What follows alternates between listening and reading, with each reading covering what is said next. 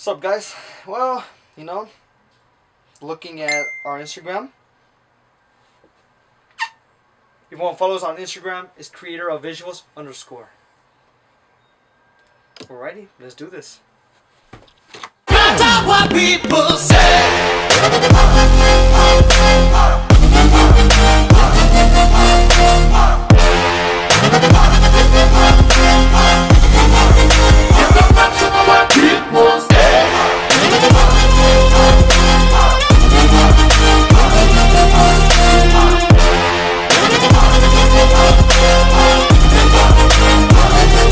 Guys, this video is for you guys. I can't wait to be starting this video right now, and this video is about Lightroom Mobile. As you may know, guys, that we do our work in Lightroom Mobile because we can't afford PC or any Windows or any type of Apple product or whatever in PC. We can't afford it. We only have the iPhone. We do all of our work there. We communicate through each other, and that's how we make our pictures. Now, this video. Oh, thank you, Mom. My mom gave me some. This is bomb. Anyway, guys, I'm gonna be eating this and doing this at the same time. So as you may know, guys, that we do our work in iPhone. So that's all we do is our work. We create our presets and we edit our pictures always there. Now, with no further ado, we'll be editing a picture that we took with the Nikon D7000, and we're making it into a masterpiece. Let's dive right in, and we'll show you how this is done. So let me go ahead and look for these pictures right here. So all these are in RAW, as you can see. Some of them I took with the iPhone, some I took with my Nikon.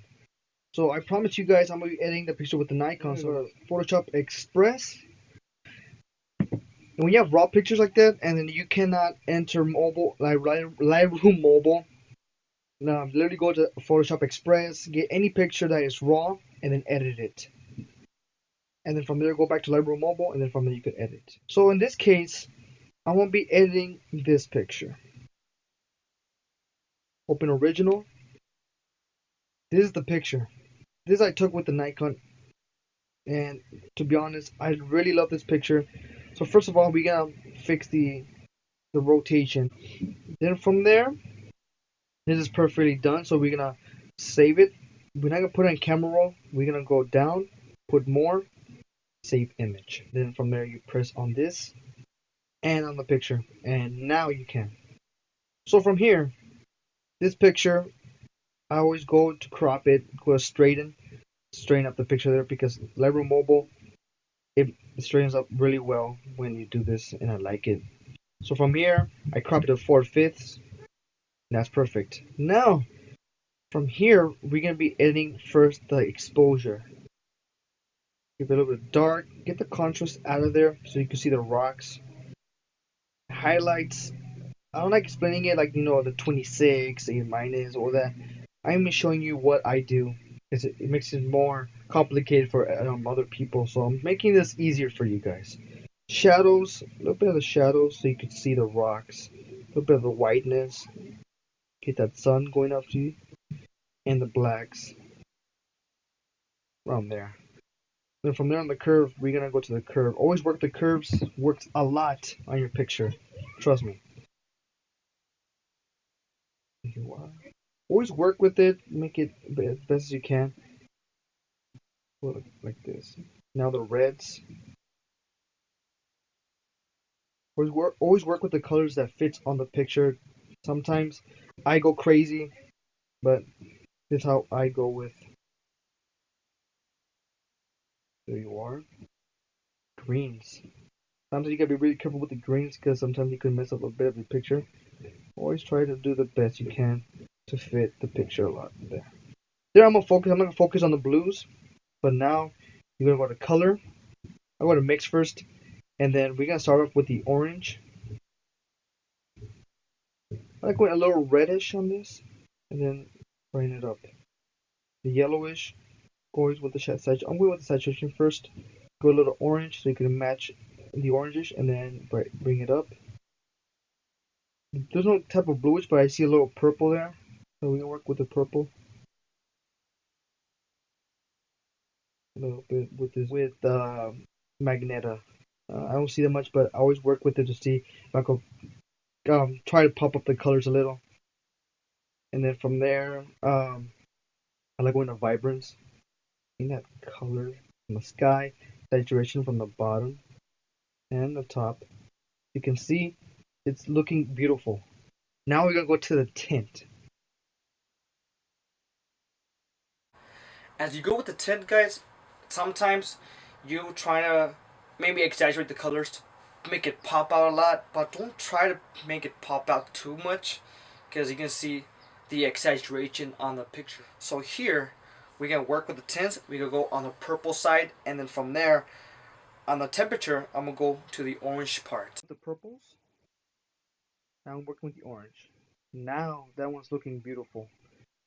Now we're gonna go to the effects there.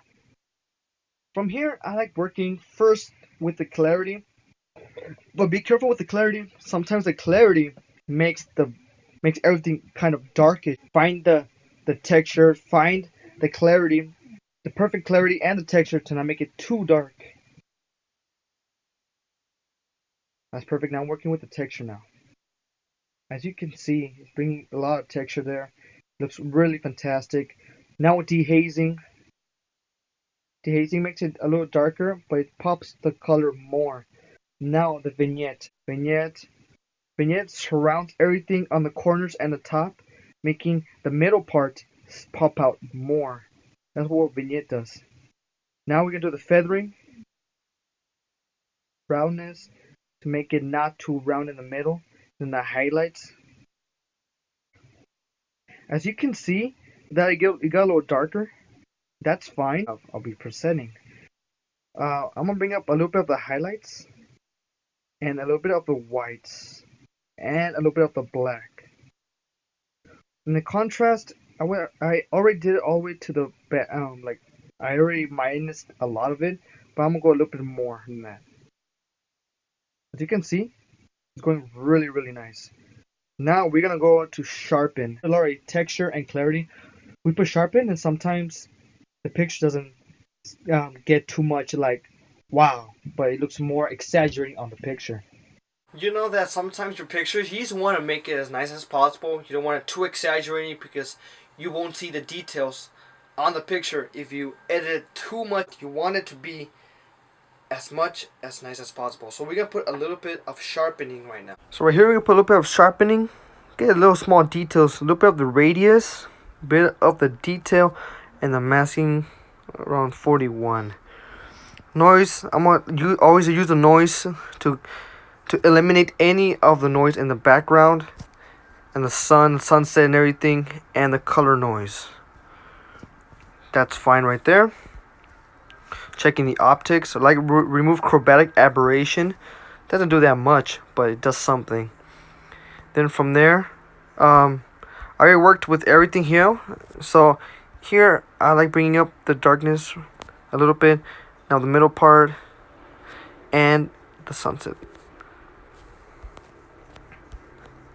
Checking for everything. Always check if you miss something, because sometimes you're editing and then you're like, oh my gosh, I forgot something. Split toning, I'm not really a fan of it, but I like using like little purplish in the sunset around there, and then from there using a bit of orange and yellowish, and then just finding the right tone for the picture. And I believe that's right there. I'll put a little bit more texture on the rocks, and there it is. Now you guys, you get this picture now, how it looks like before and after. Looks fantastic. I love how it came out. You know, for landscape pictures, I don't go that crazy because I want the details to be showing there, be able to see what's in that picture, you know.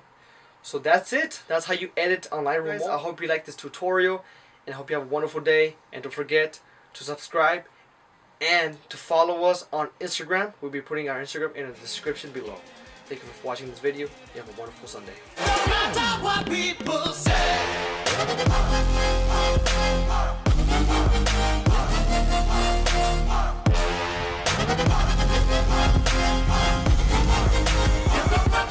People